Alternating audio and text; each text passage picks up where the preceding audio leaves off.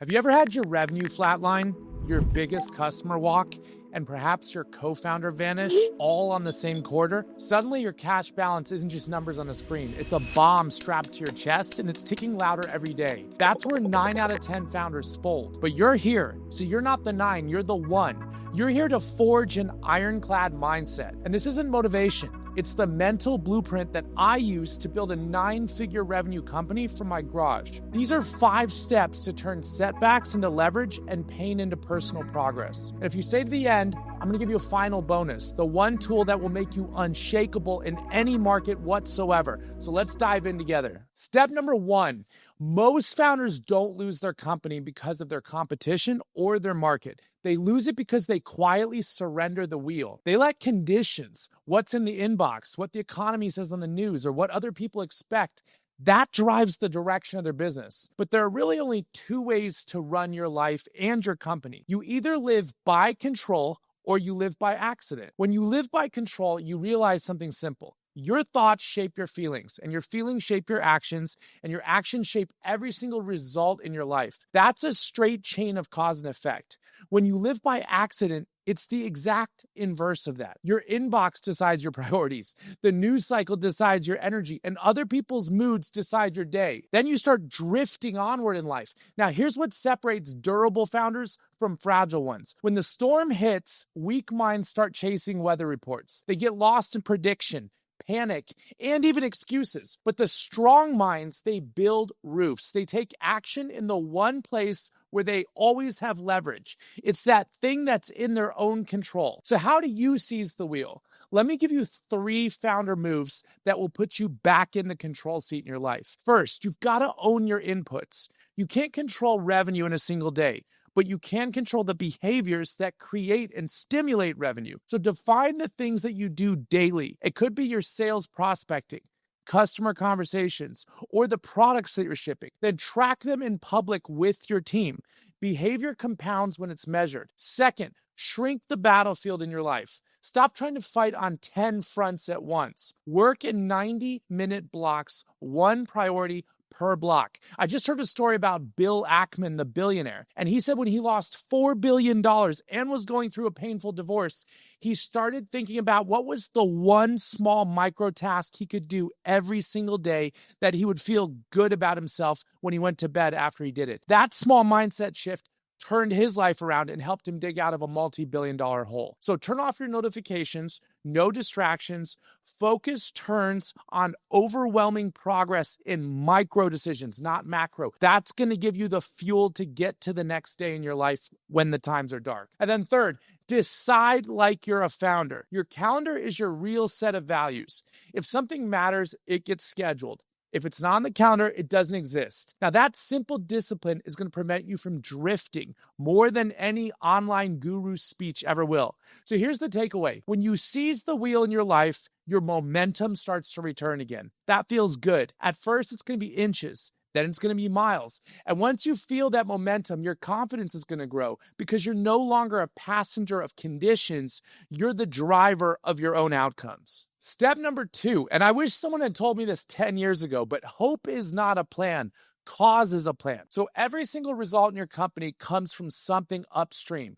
Could be your pipeline volume, your close rate, your sales cycle, your activation, your retention. And none of these are random. They're links in a chain. And if one link is weak, then the whole chain suffers. Now, this is where most founders get trapped. They think revenue, churn, or cash burn are problems in and of themselves, like islands of themselves. But these are just symptoms. And if you want to win, you've got to dig down to the root cause. So here's how you build the machine. First, audit one metric all the way to the root. Don't just say our churn rate is bad. Ask why is it bad? And is it worse this month than it was last month, or this quarter than last quarter, or even this year than last year? And is it onboarding? Is it support? Is it the product gaps, meaning you don't have enough documentation? Trace the lagging number to 3 root causes that you can actually control. And then next, replace opinions with experiments. Don't argue in circles about what might work. Get out of philosophy. Run the test. 2-week sprints, one variable at a time, and then pre-commit the rule. If the metric moves by even a small percent, Lock in those gains. That discipline cuts through the debate, and then it accelerates the learning you have as a team. And then last, standardize your wins. When you find something that works, don't leave it in a thread or in someone's head. Write the play. Train someone else to run it. That's called archiving your SOPs. Now your win is going to scale without you at the office. So here's the iron rule. Thoughts are causes, conditions are effects. If you keep your head locked on the outcome you want and grind the inputs that create them, then the market is going to bend to you. It has no choice. So stop calling problems bad luck. Treat them like machines with broken parts. Fix the part, change the outcome. And remember, the machine always works. That's until you sabotage it with your own mental story in your own head. And that's the next battle we're going to uncover. Step number 3. It's hard to build a company bigger than the identity that you carry inside. And that's just because beliefs are the gates to our behavior. Expectations are the scripts for our outcomes. So if you walk into each day convinced you're going to fail, you're going to ignore the data that says you're winning, even in small increments. But if you carry the identity of someone who expects victory, then you're going to hunt for the path until you find it. So how do you install that kind of identity? Let me give you the system that worked for me. First, lock your identity with words that define who you are, not just what you do. It could be something like, I am a founder who ships fast, and I close daily, and I solve really hard problems. Then read that out loud before your first working block. Now, that's not fluff and just affirmations. It's priming your brain to show up as that person. All battles start in the mind. And then number 2, run the expectation protocol. So start the morning with a simple phrase. It could be something like, something great is going to happen today in my engineering department. And then force that one great thing before noon by being there. You can't say it's going to be great and you're not in the department. So do something, ship a ticket, fix a bug. And when you stack early wins, you program your nervous system to expect progress. And that's how you build proof that stacks. Each day with 3 lines, what you shipped, who you helped, and which number you moved on your internal metrics. That's how you turn things around if you're headed for a bad place. So this is how you train your mind to see evidence of growth. And the more proof you collect, the harder it becomes for you to doubt yourself. And that's half the battle right there. And why does this work? Because people always align to the future that they rehearse internally. High expectations expand your patience and expands your effort and your creativity as well. So you start noticing levers that fit your aim and you stop wasting energy on noise. Here's your bottom line takeaway. Speak the identity you want and then act in line with it before you feel ready. Most importantly, though, you're going to need to stack proof every day that you are who you say that you are. And then when you do that long enough, your brain is going to update just like a computer. And once your brain updates, then your company is going to follow in your leadership. Step number 4 is that you are a magnet. Whatever dominates your focus is what you're going to pull into your life and your business. So if you hold the right thoughts, you're going to attract the right people over a long enough time frame. And if you hold the wrong ones, it's inverse of that. You're going to drag junk straight into your lap. We understand this with our diets. We know instinctively that if we eat bad food, that's going to lead to a bad physique. But when we say that mentally, we say, oh, that's just fluff. That's just superstition. But how are they different? So when time gets tough, your attention bleeds. And then that stress is going to make you scatter. And the only way to get your edge back is to control the field around you. So you have to start with an attention diet. Cut all the signals that your attention's feeding on. Cut the stock charts if you're just looking at stock charts. Cut the random email traffic or chats with your teams. Get to the real deep work. And then guard your mind like you'd guard your runway of an aircraft, because every distraction shortens your time to survive. And then next, design your environment to work for you, not against you. So it could be having one screen, not 2. It could be having a perfectly clean desk. Get rid of the clutter. You could have a timer that keeps you in a 90-minute block of work. You could even put your phone in another room or toss it somewhere else. You could have a whiteboard with one target written in letters so big that you can't avoid it. You don't rise to the level of your goals. You fall to the level of your setup that you set up for yourself. And then you've got to filter your people. because your proximity is power. So keep your builders close to you. That is your product. That's the reason you exist. And then keep truth tellers close to you, people who are comfortable telling you no. You want that feedback as a leader. Move drifters and doomers out of your calendar, though.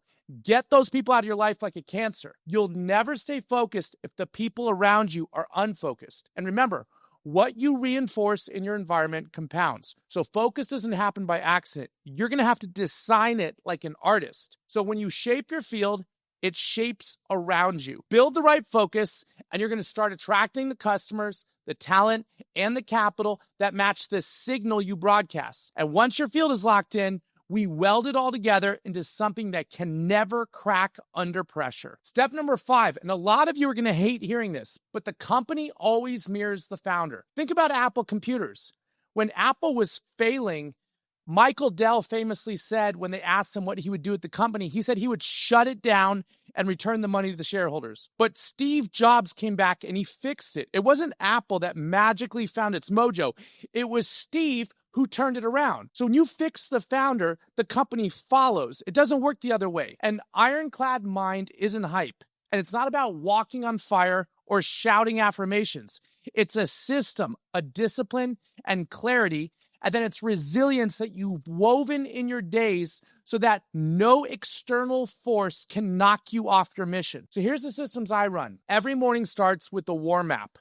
It's 10 minutes, 1 page, and my mission is clear. It's my quarterly target. I think just like a general, and I map out the 3 lead measures that's going to drive it. That's my compass.